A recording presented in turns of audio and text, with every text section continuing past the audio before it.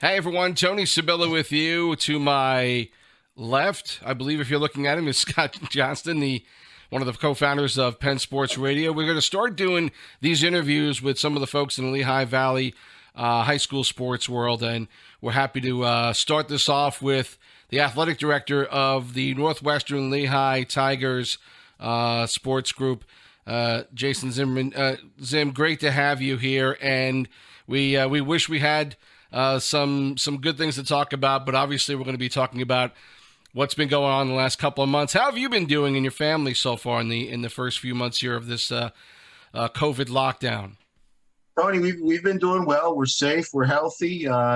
We're a cohesive unit. We've been plugging away, obviously, with two boys who enjoy their sports tremendously. It's been a little bit of a slam on the brakes, I should say.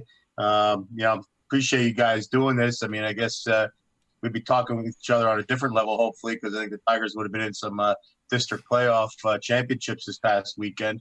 Or going into this week. So it's appreciate you guys doing this and bringing some semblance of normalcy to our communities. Now, clearly, there's been no new normal really for anyone the past few months. As an athletic director, you, of course, had to deal with the cancellation of spring sports and the uncertainty of the future of high school sports for the 2020-2021 season. Can you sum up what this time has been like as part of the Northwestern family going through this lockdown? What's it been like within the school and within the community? A challenge. It's been a challenge. It's been a challenge for us all, and across the United States, across the globe. I think that the toughest thing for us as educators, if you will, is if there's one thing we do well, it's plan. We try to predict the future and plan and make sure we have all of our I's dotted and T's crossed. And obviously, this pandemic has taken that away from us. I got a good core of coaches. Great student athletes, and they're saying they're looking at you for direction. Usually you're there, like, hey, what are we going to do, Zim? If this happens, you don't know. It's really kind of been taken out of our hands, and as far as Northwestern goes, we're just you guys have been ingrained in our community, and I think one of the things you quickly realized is when the chips are down for someone, this community kind of rallies around each other and helps pick those pieces up and trudge forward. So, it's again a challenge. I think is the best way to describe it. The most resilient people throughout all this, I think, has been our student athletes. As much as the parents and the adults have been struggling with it, I think the kids have taken it in stride and said, okay, hey, here's the hand we've been dealt, and we're gonna play it till the end. So let's see what goes on. And they're resilient, and that's a tribute to how their parents have raised them and how their teachers and coaches have helped foster that type of attitude. So been a challenge though. Jason, thanks for joining us tonight. I know you just talked about rallying around the community. I don't think anybody in the Northwestern Lehigh area does it better than you do. I enjoy watching your videos every morning, and you get a lot of good response on social media through Facebook and Twitter.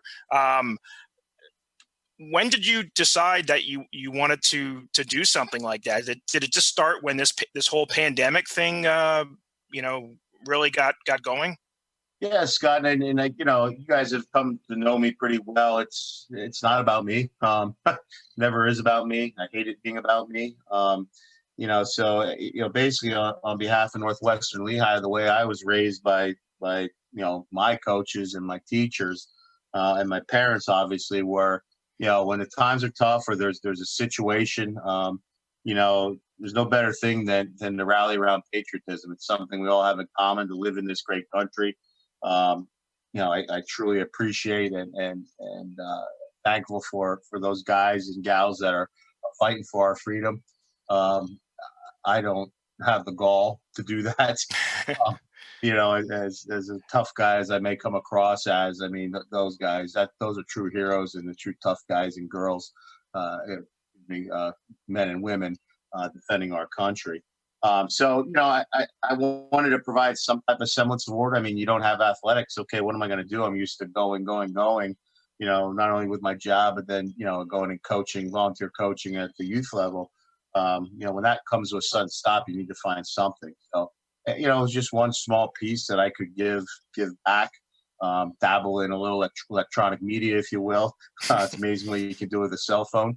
So it got a great response. It got your minds off of, how bad this pandemic is, and really focused it on, family and country, things that truly are important in life. And if any positive came out of this pandemic, it truly is that, like, all this stuff we're doing, the go, really, when it all comes down to it, what do you got? What do we have during this pandemic? You have your health, you have your family, you have your God, and you have your country. So, I think it was natural just to do that. And then got my kids out a little bit, got them a little bit of a history lesson. We saw some neat monuments, neat Eagle Scout projects. We just saw an Eagle Scout project that was from 1976. So, they took a liking to it. My whole family did. So. I was going to ask you, is there a strategy or a science behind where you go each morning? Not really. I'll tell you what, we go with the wind, if you will, Scott. The interesting thing is it comes to you. You don't have to look far. There's people in this community equally as patriotic, and they were looking to help support that initiative any which way they could. So they're feeding me also places I didn't even know about. I was getting texts and phone calls and Facebook messages saying, hey, hey, if you get a chance, check this out. And they give me a little history behind it, so I actually sounded like I actually knew what I was talking about most mornings. So. Hey, we mentioned a little bit at the beginning about the spring season being eventually canceled. Describe the reaction you had when you realized there would be no spring season. What was your first thought when you got the call or you saw the memo from the state on this?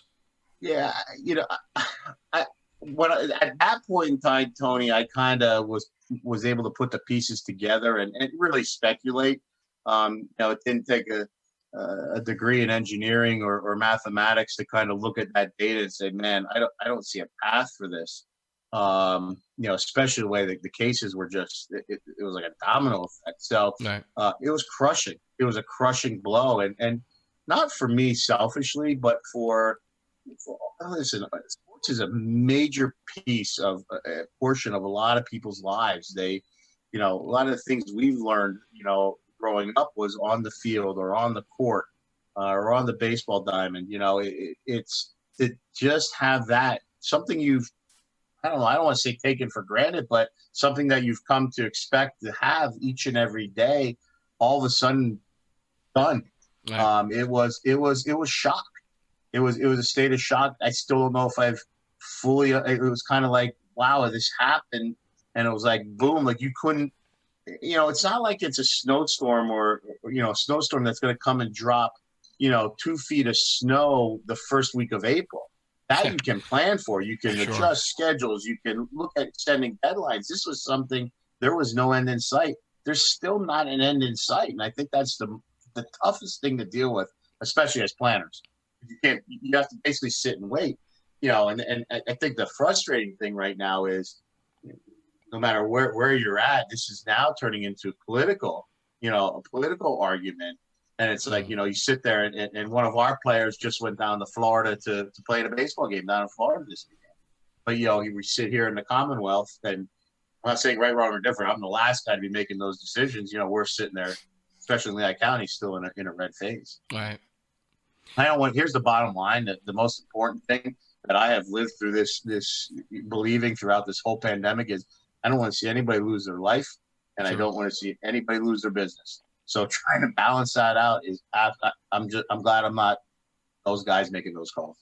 Well, with that in mind, this school year is about to end. Summer's around the corner. And, of course, the big question now is for moving forward and fall sports and the teams coming up there. And What are they going to be able to do to prepare for the upcoming season, should that still happen? You know, you've met with, I'm sure, with other ADs. I know you have talked to the other ADs in the Colonial League on a regular basis. What's the consensus on what to do now to prepare for whatever is on the horizon? And that's the golden question. And I think if I had that answer, Tony, we might be working for Fox Sports or something, or NFL Films. Right. You know, it's a tough question. Really, you know, we've had these discussions, we've had these text messages, we've had Zoom meetings. There's not much we can do. As a matter now, the governor just came out with his green phase plans, okay, that we can kind of take and decipher. But as with any plan that comes from an organization like that, you always have to decipher it, okay, and you have to, you know, until further guidance comes out. I mean, you know, when we got word the other week that, you know, Lehigh County is going to look to go to yellow in the next in the next week or so, coaches, they're chomping at the bit. Kids are chomping at the bit. Hey, well, does that mean we can get on the field?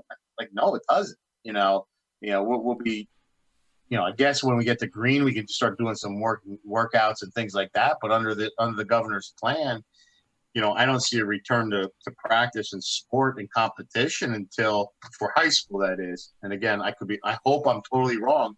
I don't see it until after that green phase, you know, and I don't know what he calls that, but, you know, basically till this thing's either eradicated or vaccines develop. So, you know, I think we're going to continue to look at these phases, you know, look to see, okay, hey, once we hit green, what are we able to do?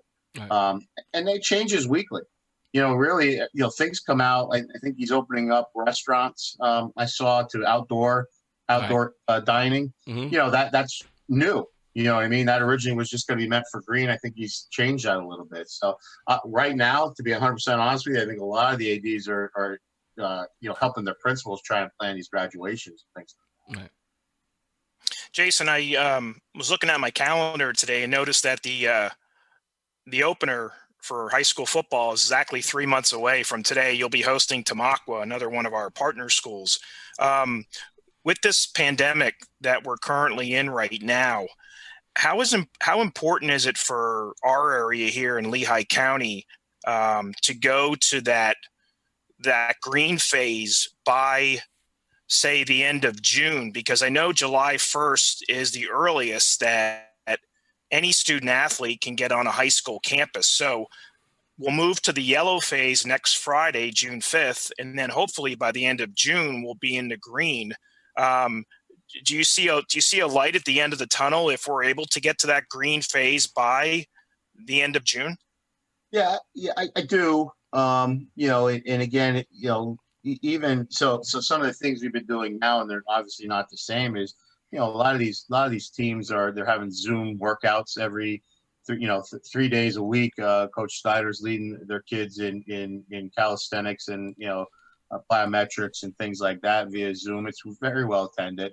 Coach Opolsky's doing the same thing. I know Coach Huncher's trying to give these guys drills, you know, to do it for the soccer field, things of that nature. So, you know, getting to that green phase is key, because at least then maybe you can get in the weight room, you can throw the football around. Now, you know, getting to yellow, okay, so getting to yellow, let's go old school. And if you guys remember the days, off-season workouts, you couldn't have coaches around. Right. You know what I mean? Yeah. I believe, if I'm reading this correctly, if you go to yellow, okay, if let's say your team captain wants to take a bunch of guys and go to a local park and, you know, run through some things, I believe that's permissible. I think they can't exceed 25 people or something like that, and obviously maintain social distance. But, you know, I think it's thinking outside the box. But the most important thing is keeping everybody safe. You know, and a lot of the coaches are like, hey, you know, what can we do? I said, listen, I'd be a little bit hands off on this, because you don't want to inherit that liability. As tough as it is, but, you know, if you got some team captains that, you know, want to go out there and do some stuff, hey, go for it if you're able to. So getting that green phase is huge. I'm going to use. I read something that Coach Franklin wrote about, and we're going to date ourselves a little bit, but it actually wasn't that long ago that, man, you know, a lot of our guys at Northwestern, they'd come out of the fields after baling hay, you know, August 14th, practice for 2 weeks and hit the floor running, you know, after 2-3 week preseason. So, you know, Coach Franklin mentioned something like that, obviously minus the baling the hay and coming out of the fields. But, he was talking about the NCAA and how much time they're going to need to prep. So, you obviously want to keep kids safe. You don't want to rush them back, but at the same time, I think eventually we need to get to some type of normalcy. If you guys read what came out that the National Federation put out, I mean, you look at some of that stuff, and I don't want to be doom and gloom, but some of the things on that list they're just not feasible just from a financial resource standpoint. I mean, this pandemic has taken a toll on school budgets, right? As you guys can imagine. You guys, I'm sure, are seeing it. Just with advertising and things like that, and marketing. So. Driving 3 buses to get all your kids to a soccer game, keep them every other seat, and only 20 kids on a bus. I just, that path just looked really bumpy to me. So I'd like to see how that comes out, what some of these final things are. But Scott, to answer your original question, a long-winded answer for green phase is essential, because green phase is hopefully your final phase. Hopefully you're on a path to getting out of the phase system and you're back to somewhat normal. And if schools are able to open up and we're able to have the fall sports season, could you envision some of these games taking place, especially like a sport like football, which is the most attended sport of all fall sports, not having fans in the stands? Yeah, and again, is it going to be limited fans, no fans? I think it's kind of like let's. I believe if push came to shove, Scott, if it meant no sport or a sport competing without fans, I think it's competing without fans. Look at what the professionals are doing now. Granted, they're a business, but let's face it. NASCAR has been driving around the tracks for the past couple of weeks in front of no fans, but on TV, it's given somebody something. So I would, as much as it would stink as a parent not to be able to see your child play, I also think parents would say, listen, we get it.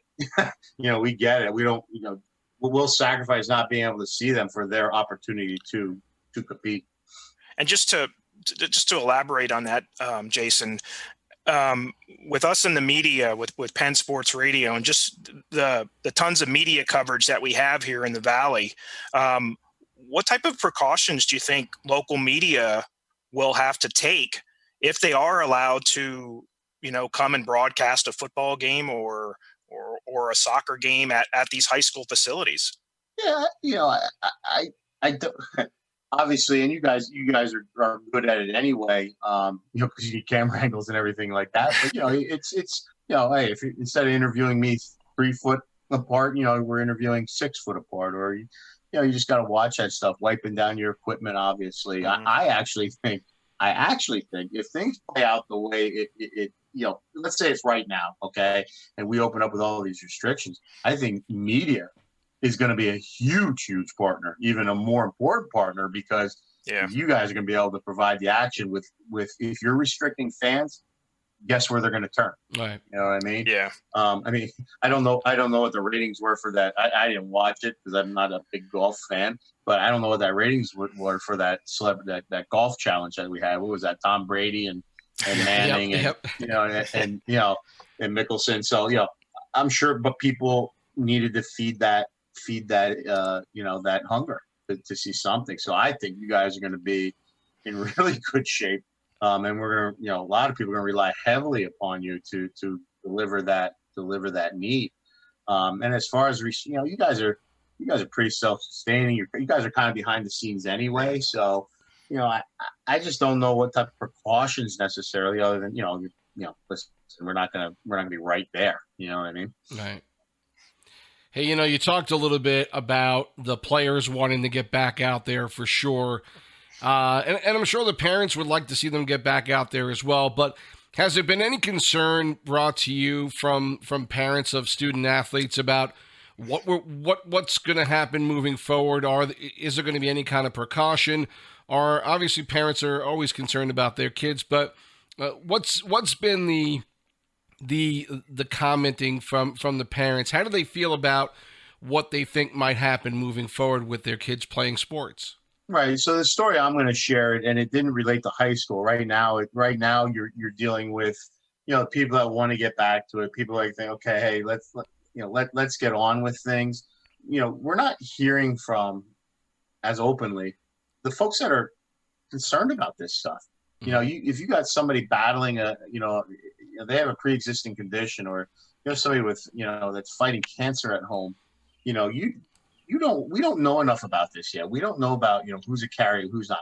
Umpires, and I see what Little League Baseball did, and they put the umpire, they're going to look at the umpire behind the pitcher. But like, my son's a catcher, and I'm okay with it, but that umpire might not be okay with it. He might be battling something or have something in his life. So we don't know. We have to respect everybody in that regard.